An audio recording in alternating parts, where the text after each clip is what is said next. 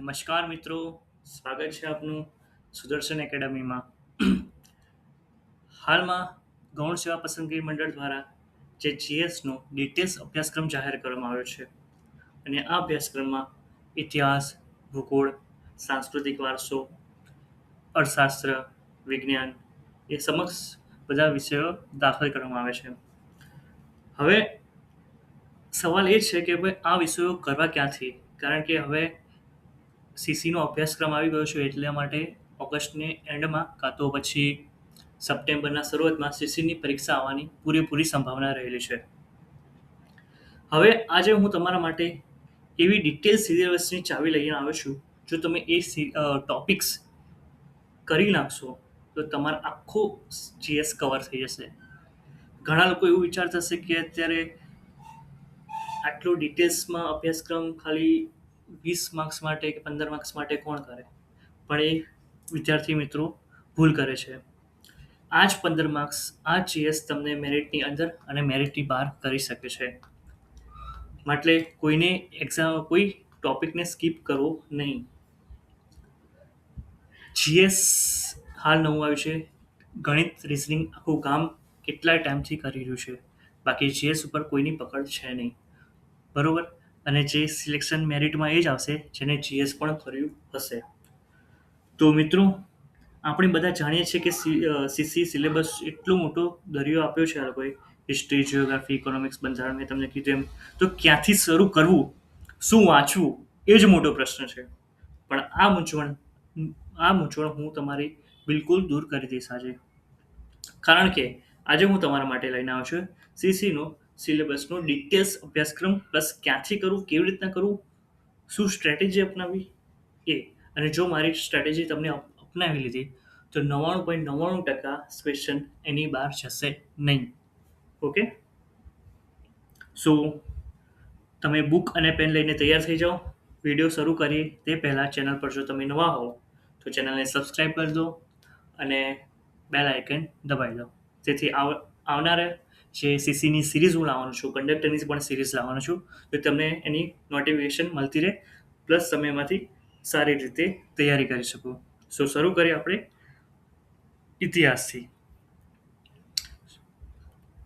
સૌ પ્રથમ આપણે ઇતિહાસ જોઈએ કે ઇતિહાસ ક્યાંથી કરવું. ઇતિહાસ ઘણા લોકોએ કર્યો હશે, જે તૈયારી ત્યાં કરી રહ્યા છે એમને પણ કર્યો હશે, અને જેને તૈયારી હાલ શરૂઆત કરી છે, જેની ફર્સ્ટ એક્ઝામ હશે સીસીની, એ લોકોએ પણ શરૂઆત કરી હશે. પણ હા, હું તમને આ વિડીયોમાં એવી માહિતી આપીશ કે જો તમે એ કરી લીધું તો પછી જીએસમાં એક પ્રશ્ન બહાર નહીં જાય.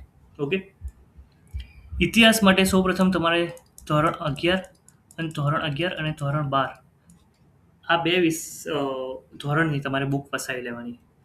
કોઈ પ્રાઇવેટ પબ્લિકેશન, કોઈ બીજી અઢાર ચોપડી પકડવાની બિલકુલ જરૂર નથી. તમારે ફક્ત ને ફક્ત ધોરણ 11 અને ધોરણ 12 બસ આ બે વિષય કરી નાખવાનો છે. હું તમને પ્રૂફ આપીને બતાવું છું કેમ ધોરણ 11 અને ધોરણ 12 જ કરવું. સૌપ્રથમ ધોરણ 11ની આપણે અનુક્રમણિકા જોઈએ, અને એની પહેલાં આપણે જોઈશું જે ગૌણ સેવા દ્વારા જે ડિટેલ સિલેબસ જાહેર કરવામાં આવ્યો છે એ જે 25 તારીખે જાહેર કર્યો છે.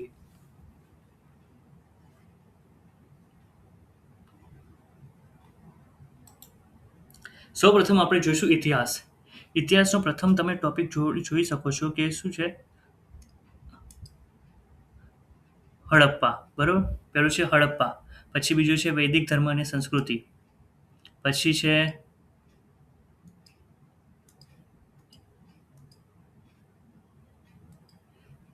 છે જૈન ધર્મ, પછી છે મૌર્ય યુગ, પછી છે ગુપ્તકાલીન ભારતમાં યુરોપિયનનું આગમન.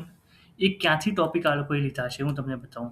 જો આ છે ધોરણ 11ની બુક અનુક્રમણિકા.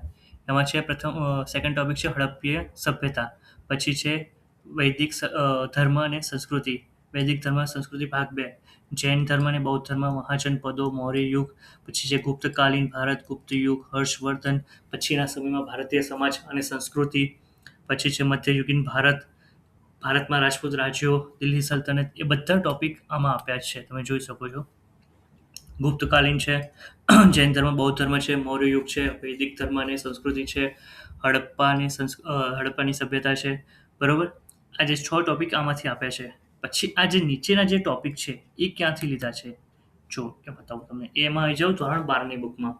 ધોરણ 12ની ઇતિહાસની બુક જોઈ લો તમે.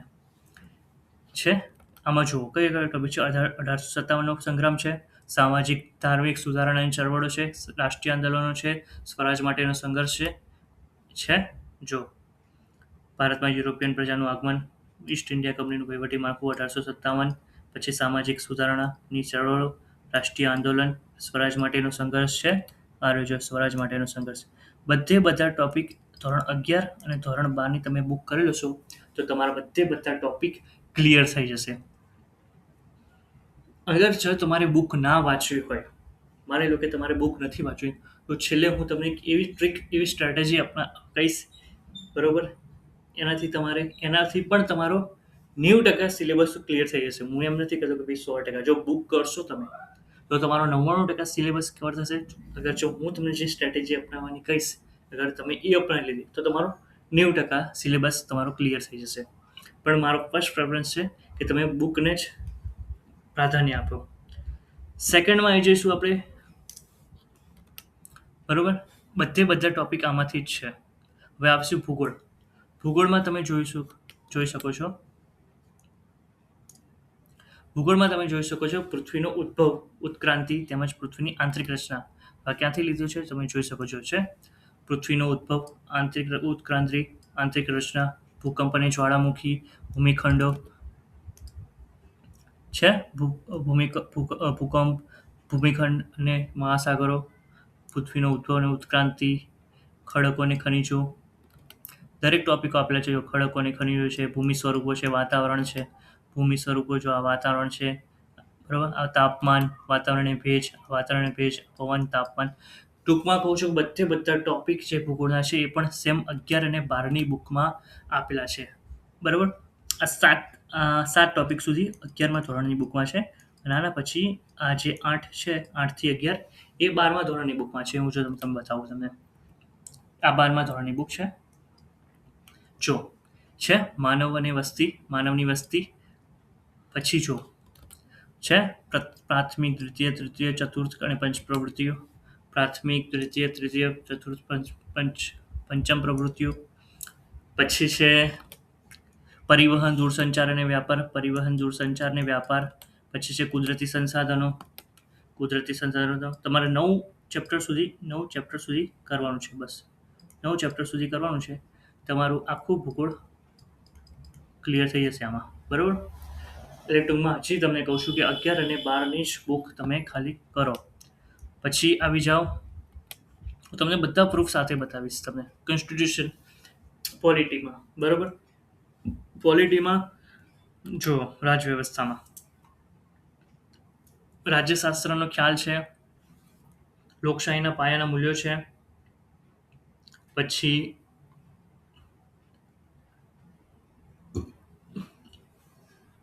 ભારતીય બંધારણ અને ઘડતરના લક્ષણો છે, મૂળભૂત હકો અને ફરજો છે. એ બધા ટોપિકમાં આપેલા છે ધોરણ 11ની બુકમાં. તમે જોઈ શકો છો. છે રાજ્યશાસ્ત્રનો ખ્યાલ, લોકશાહીના પાયાના મૂલ્યો, રાષ્ટ્રવાદ, હક અને નાગરિકતા, ભારતીય બંધારણ અને ઘડતર. પછી મૂળભૂત હક અને ફરજો. બધા ટોપિક આપેલા છે. પછી જો આ ધારાસભા, કારોબારી અને ન્યાયતંત્ર જોઈ શકો છો તમે.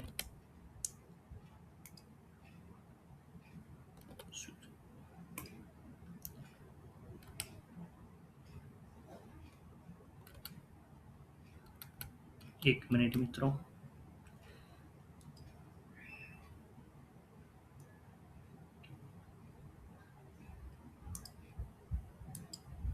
આ ધારાસભા, કારોબારી, ન્યાયતંત્ર એ પણ તમને આપેલું છે. હવે આવી જઈશું આપણે અનધર ટોપિકમાં, બરાબર. આ રાજ્ય ધારાસભા, કારોબારી અને ન્યાયતંત્ર. આના પછી સ્થાનિક કક્ષાએ સરકાર, સ્થાનિક સ્વરાજ્યની સંસ્થાઓ પણ આપેલી છે. અને સેમ આમાં તમે આવી જશો ધોરણ 12ની બુકમાં. તેમાં પણ જે છે ભારતમાં ચૂંટણી છે, લોકશાહીની સામે પડકારો અને પ્રતિભાવ છે, વિકાસ અને લોકશાહી છે, શાંતિ અને વિકાસ છે, એ પણ આમાં આપેલા છે. ભારતમાં ચૂંટણીઓ છે, લોકશાહીના સામે પડકારો છે. તમે તમારી સામે નજરની સામે જોઈ શકો છો મિત્રો કે અમને કોઈ જ અત્યારે બુક રેફરન્સ પકડી નથી. ઓનલી ને ઓનલી 11-12 નહીં કે 7, 8, 9, 10 પણ નથી કરવાની. એવું નથી કે એનસીઆરટી લખ્યું હતું કે 7, 8, 9, 10 કરીએ.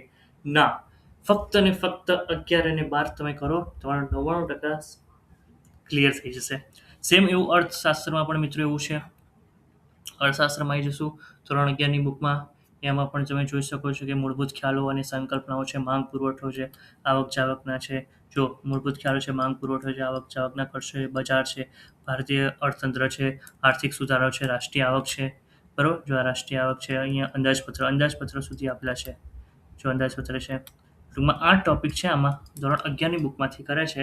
જે નીચેની છે એ ધોરણ 12ની બુકમાંથી કરે છે. બરોબર, જો તમને પ્રૂફ સાથે બતાવીશ. ધોરણ 12ની બુક છે. એમાંથી જોઈ શકો છો તમે વૃદ્ધિ અને વિકાસના નિર્દેશકો છે, બેન્કિંગ અને નાણાકીય નીતિ છે.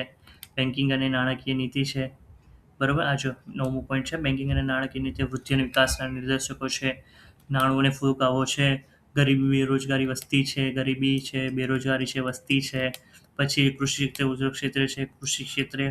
પછી આ ઉદ્યોગ ક્ષેત્રે વિદેશ વેપાર પણ છે. બરાબર, ભારતીય અર્થતંત્રમાં નૂતન પ્રશ્નો એ પણ છે. જો ભારતીય અર્થતંત્રના નૂતન પ્રશ્નો પણ આમાં એ ચેપ્ટર બી આ લોકો કોપી પેસ્ટ કર્યું છે. ટૂંકમાં કોણ સિવાય 11-12ની જ બુક ડિફરન્સ કરી છે. હવે આપણે જોઈશું સામાન્ય વિજ્ઞાન.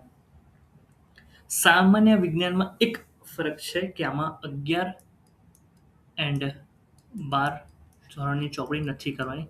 આમાં ફક્ત 8, 9 અને 10 ધોરણની વિજ્ઞાનની બુક કરવાની છે. વિજ્ઞાનની બુક કરવાની છે ખાલી ફક્ત ને ફક્ત.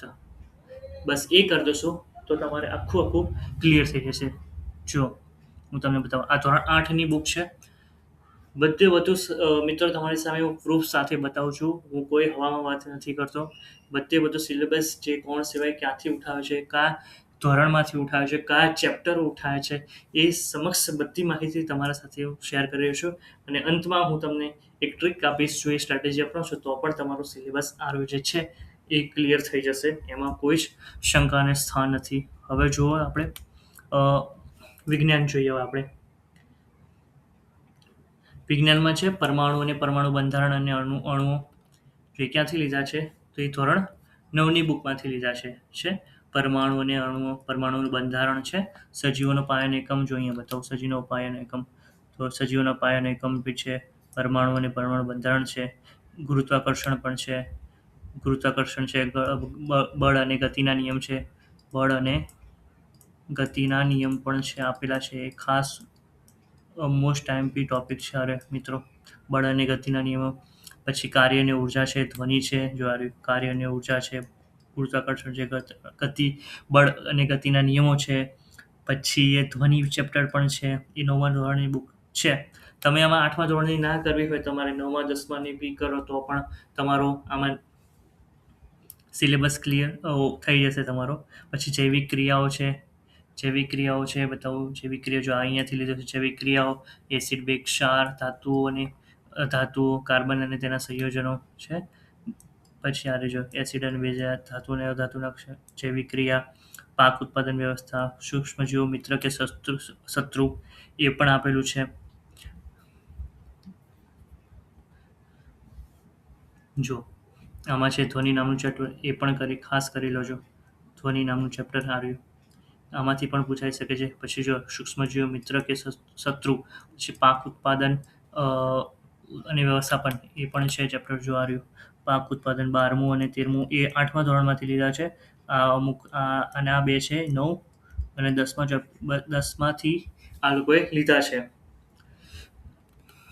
બરોબર, એટલે મિત્રો તમે આટલું કરી લેશો તો પણ તમારું 99% સિલેબસ ક્લિયર થઈ જશે.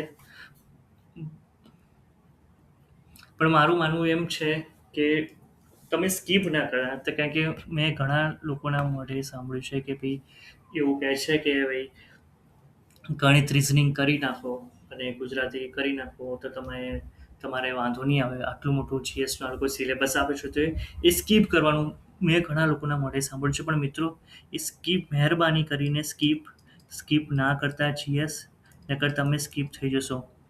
સ્કીપ ના કરતા, કારણ કે એક જીએસ જ છે જે તમે મેરિટની અંદર અને મેરિટની બહાર લાવી શકે.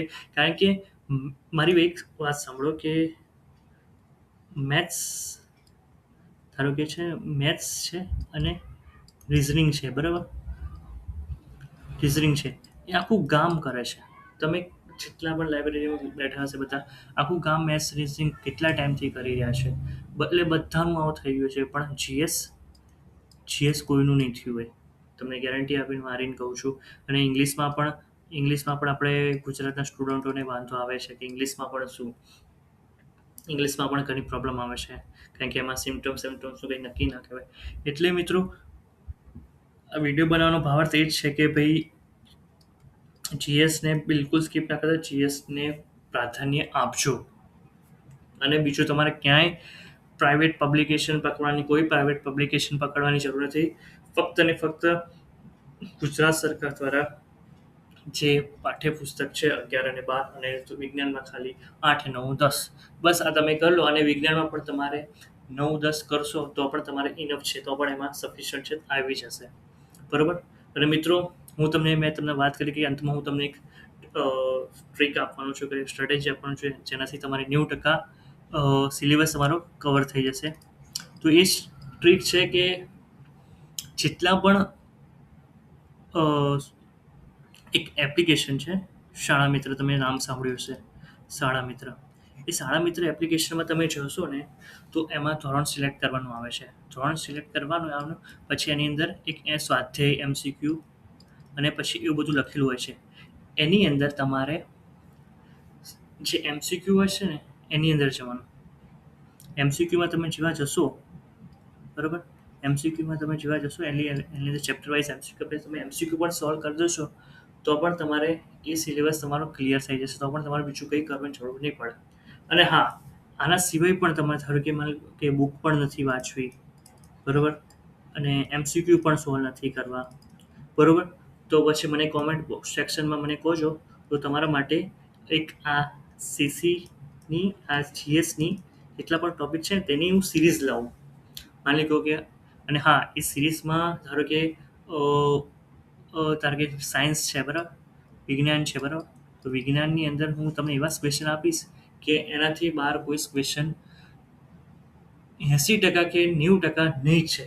કારણ કે મારા અનુભવ છે કૌણ સેવાને, પણ એનું માઇન્ડસેટ પણ મને ખબર છે, બરાબર. એને કેવા ક્વેશ્ચન પૂછે અને કેવી રીતના પૂછી શકે છે, એ મને બહુ સારી રીતે ખ્યાલ છે. તો તમે એક સિરીઝ લાવવા માગતો હોય તો મને કોમેન્ટ સેક્શનમાં કોમેન્ટ મને કરજો કે પ્લીઝ સિરીઝ સ્ટાર્ટ કરો. તો તમારા માટે જરૂર હું સિરીઝ લાવીશ. અને બીજું, તમારે કોઈ બી જીએસ સિવાય પણ કોઈ બી મેથ્સ, રિઝનિંગમાં, કોઈ બી ઇંગ્લિશમાં કે કોઈ પણ પ્રોબ્લેમ હોય તો મને કહેજો. અને કંડક્ટરની સિરીઝ આપણે ટૂંક સમયમાં લાવવાના જ છે હવે, બરાબર. અને હા, હજી હું કહું છું કે બુકને ફર્સ્ટ પ્રેફરન્સ આપજો, બરાબર. બુક એ જ છે, બરાબર. અને જો તમે બુક ના કરો તો મને કહેજો. હું દરેક ચેપ્ટરના દરેક સબ્જેક્ટના 100 થી 150 ક્વેશ્ચન કરીશ. 100 થી 150 ક્વેશ્ચનની જ અંદર 90% હશે. 90%, હું તમને કહું છું, 90% હશે. કારણ કે એ પ્રશ્ન જ હું એવા લાવીશ, એવા શોધીને, કે એમાંથી જ ગૌણ સેવા પૂછી શકે છે, એવા ચાન્સીસ ઘણા છે. સો મિત્રો, બસ આટલા માટે આટલું જ. બીજું કંઈ તમારે કંઈક જાણવું હોય, પૂછવું હોય, બરાબર, તો મને તમે કોમેન્ટ્સ કરી શકો છો, બરાબર. ચલો, થેન્ક યુ મિત્ર. જય હિન્દ, જય ભારત.